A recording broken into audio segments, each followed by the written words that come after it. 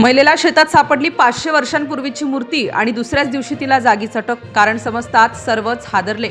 शेजाऱ्यांना विश्वासच बसेना. महिलेला अक्षरशः जागेवरून उचलण्यात आलं. गावभर कुजबूज सुरू झाली. नक्की काय सापडलं शेतात? ती अचानक एवढी का घाबरली आणि दुसऱ्याच दिवशी पोलिसांनी तिला जागीच अटक का केली? हा प्रश्न सगळ्यांच्याच डोक्यात फिरत होता. लोक दूरवरून पळत पळत आले. काहींच्या चेहऱ्यावर भीती, काहींच्या चेहऱ्यावर अवाक झाल्यासारखे भाव. आणि त्या शेतात मातीच्या ढिगाऱ्यातून डोकावत होती एक चमकणारी मूर्ती, जुनी, सोन्यासारखी, अगदी पवित्र वाटणारी. लोक म्हणू लागले, हो, ही मूर्ती 500 वर्षांपूर्वीची असणार. हे काही साधं नाही. गावातला इतका काळ काहीच सापडलं नव्हतं आणि असं अचानक एका साध्या महिलेला शेतात अशी मूर्ती कशी काय सापडली? हा प्रश्न सगळ्यांच्याच तोंडी होता. गावातील लोक धावत येऊ लागले. काहींच्या हातात हार फुले, काही देवपूजेचं सामान आणू लागले, काही तर थेट नतमस्तक झाले. पहिल्याच दिवशी देवीचा चमत्कार, देवीश्री प्रकट झाली असा आवाज प्रत्येक कोपऱ्यातून येऊ लागला.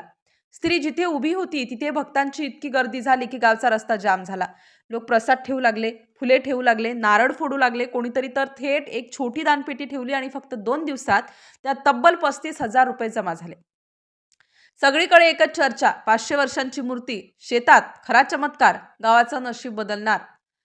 पण या संपूर्ण घटनेत एक गोष्ट कुणालाही समजत नव्हती. महिलेला मूर्ती मिळताच ती एवढी घाबरली का? दुसऱ्या दिवशी अचानक पोलिसांनी तिला जागेवरून अटक का केली? आणि मूर्ती शेतात सापडली हे चमत्कार असताना नक्की कोणाचा भांडाफोड झाला? गावचे ज्येष्ठ लोक म्हणू लागले, हे काहीतरी संशयास्पद आहे, खूप काही लपवलं जात आहे.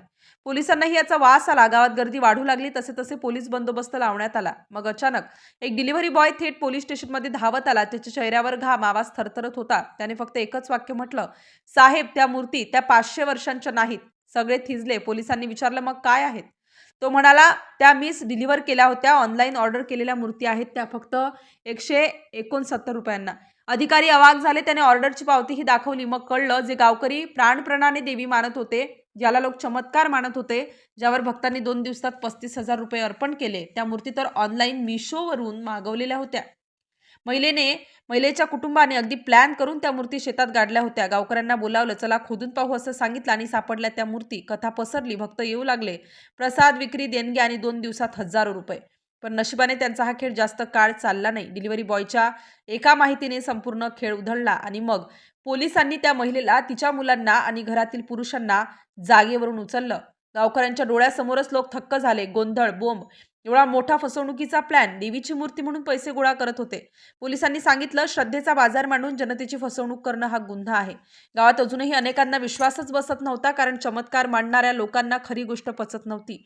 आणि शेवटी ज्याला लोक देवी घटना, 500 वर्षांची मूर्ती, देवीचे प्रकटणे मानत होते, त्याचा शेवट अगदी साधा, सरळ आणि धक्कादायक होता.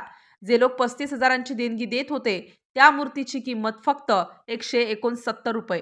हो, सगळी कहाणी, सगळी भीड, सगळा चमत्कार फक्त ऑनलाईन मागवलेल्या एका मूर्तीचा खेळ होता.